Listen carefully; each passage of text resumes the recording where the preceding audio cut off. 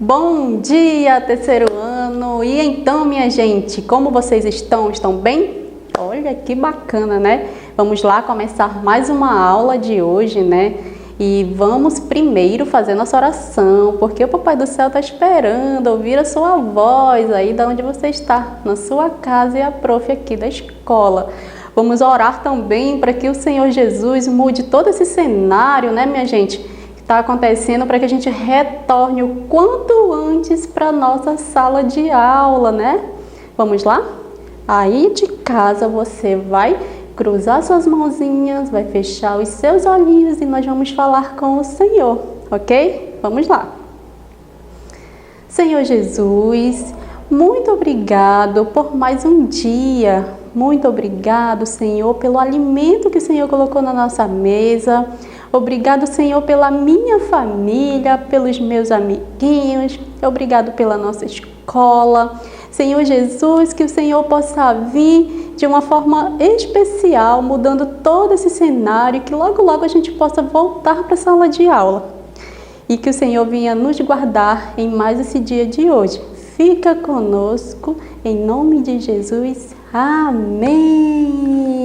Vamos lá, terceiro ano, tá todo mundo aí? Vou fazer a chamadinha, viu?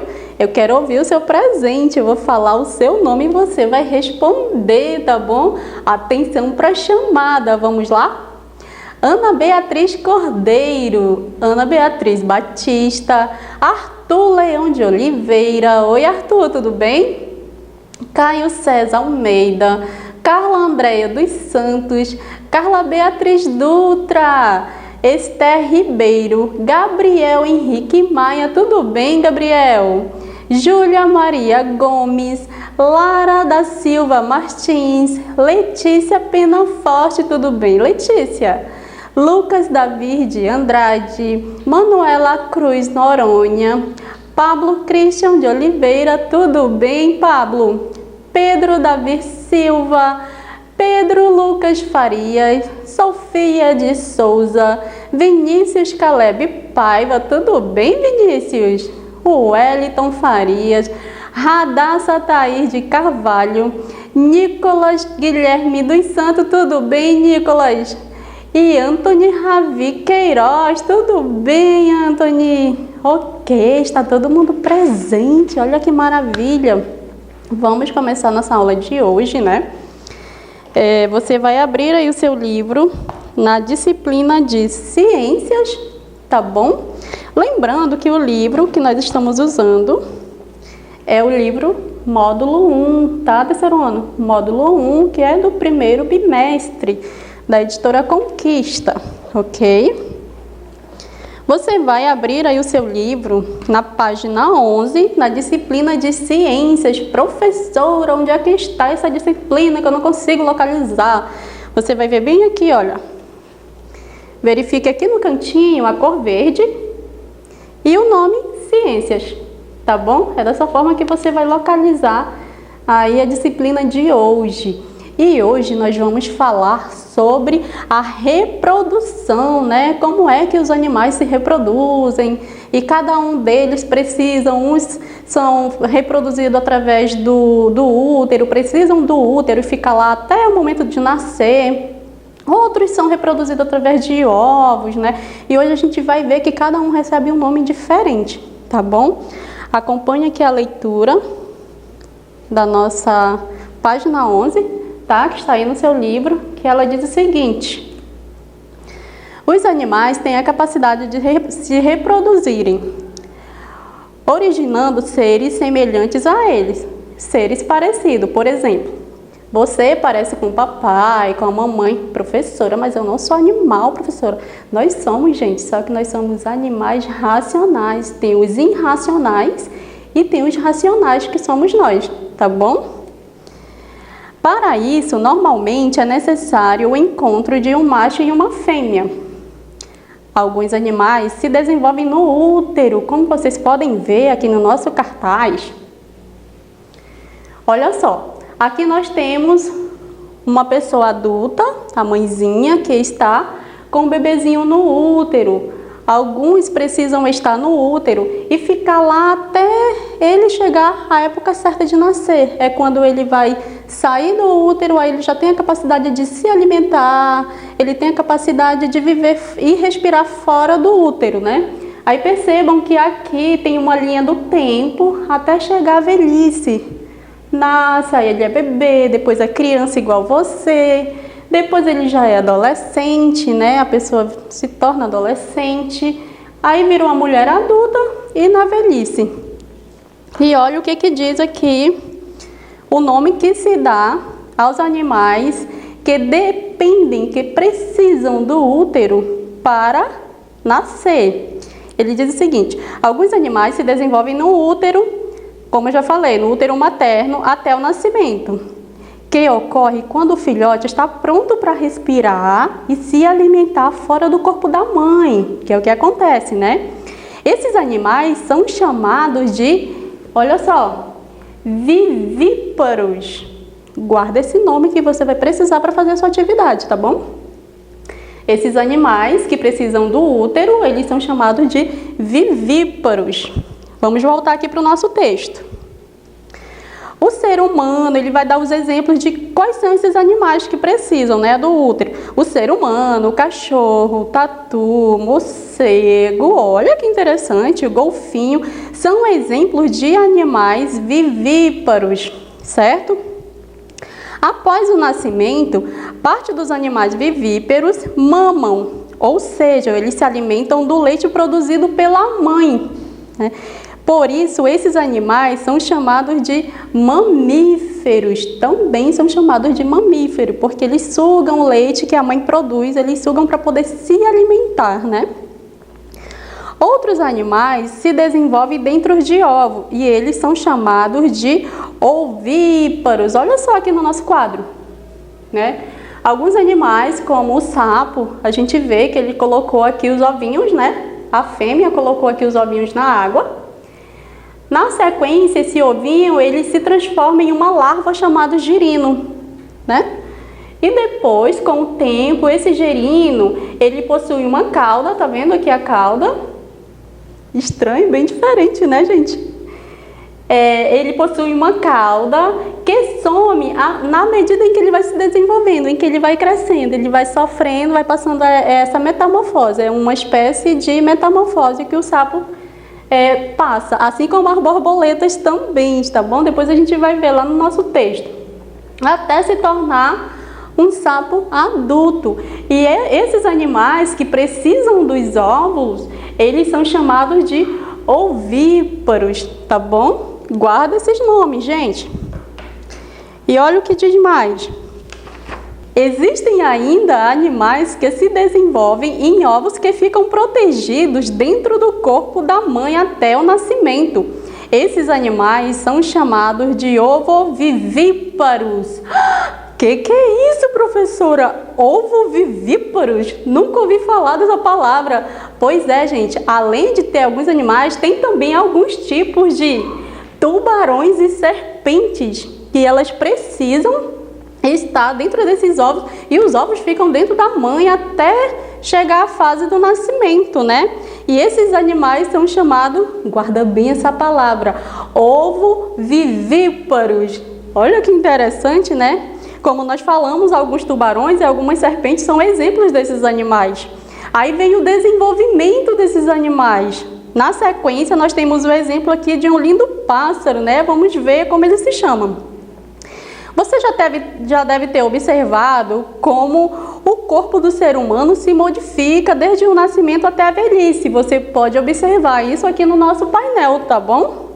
O corpo dos outros animais também passa por transformações conforme eles se desenvolvem. Aqui na nossa página 12 do nosso livro tem o exemplo do sabiá laranjeira, né? Você pode acompanhar aqui o exemplo. A mãezinha vem, coloca os ovinhos, aí depois nasce o passarinho, tá vendo aqui? Depois ele tem aqui a fase da adolescência, quando vai começar a criar as penas, aí ele vai aprender a voar e procurar o próprio alimento.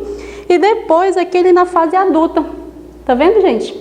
Assim que acontece com a gente também, como vocês podem observar aqui no nosso painel, como se dá o desenvolvimento do animal, né? Dos animais, como isso acontece desde a gestação, desde a fecundação dos óvulos, até eles se tornarem adultos, há todo um processo.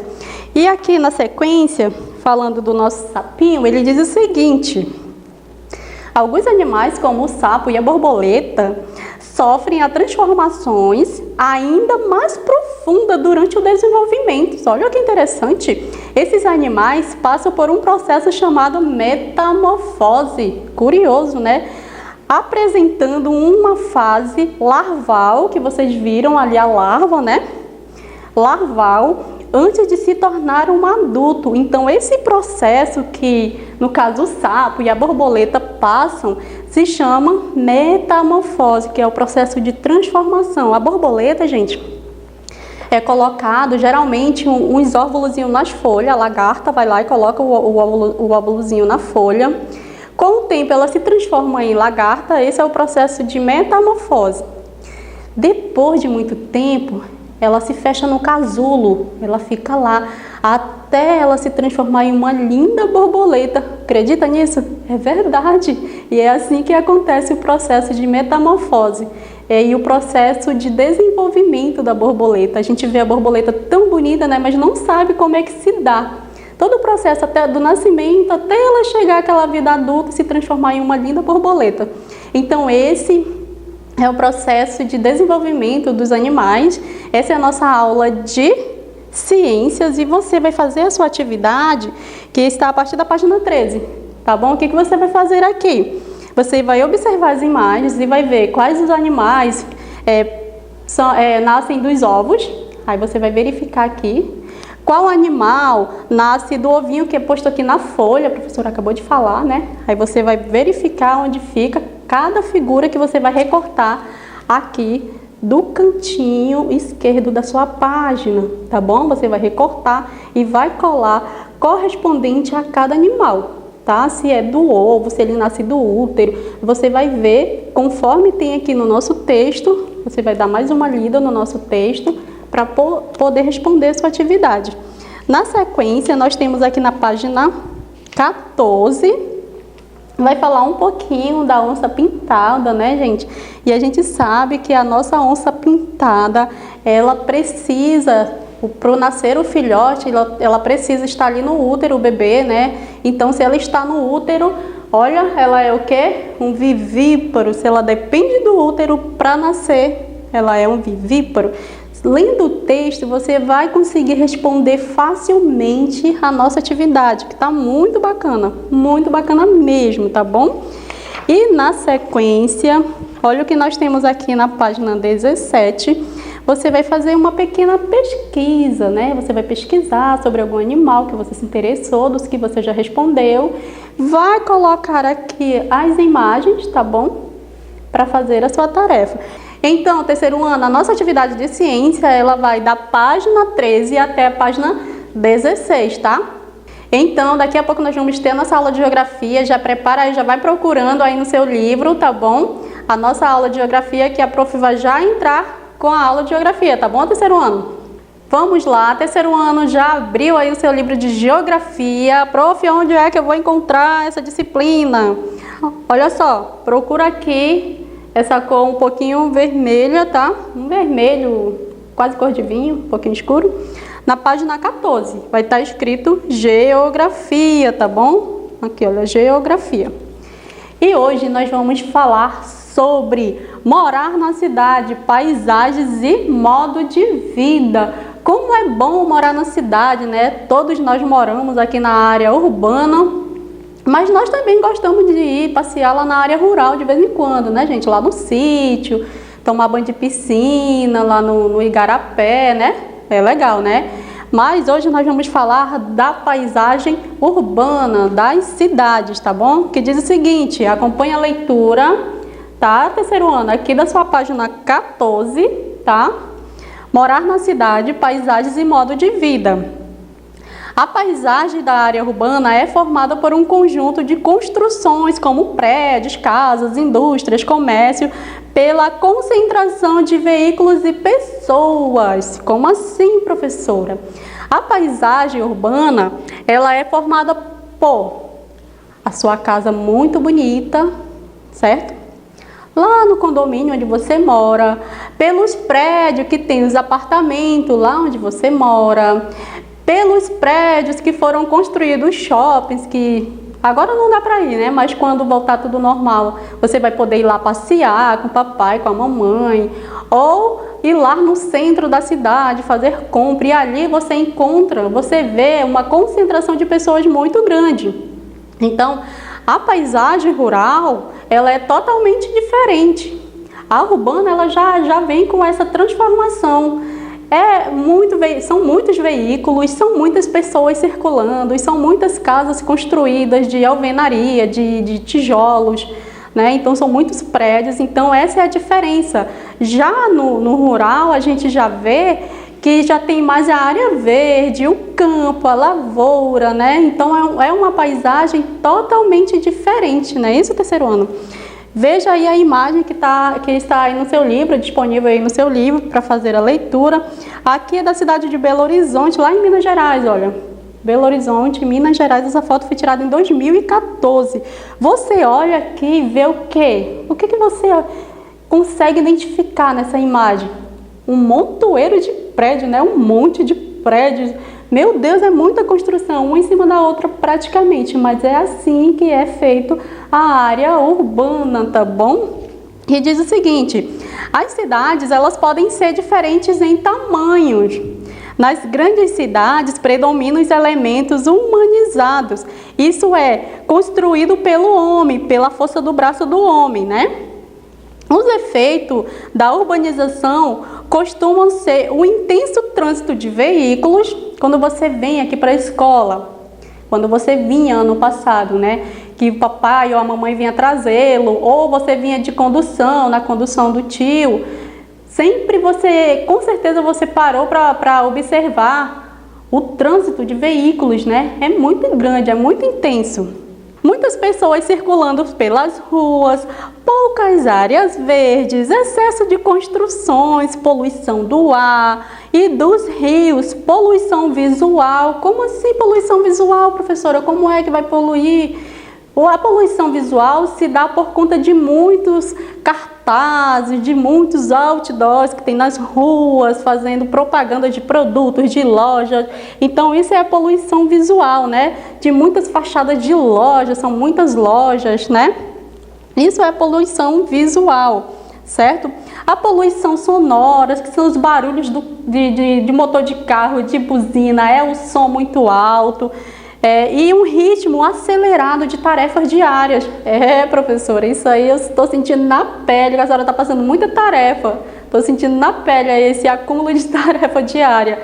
Mas é isso mesmo, gente. A gente que mora aqui na cidade, né, a gente tem uma rotina totalmente diferente.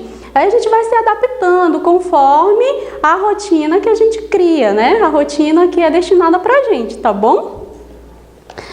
Nas médias e pequenas cidades, a urbanização é menor e há uma possibilidade de maior qualidade de vida, porque nas cidades pequenas, por exemplo, no interior, quando a gente vai para o interior, que já são as cidades menores, lá a gente vê que a qualidade de vida já é diferente.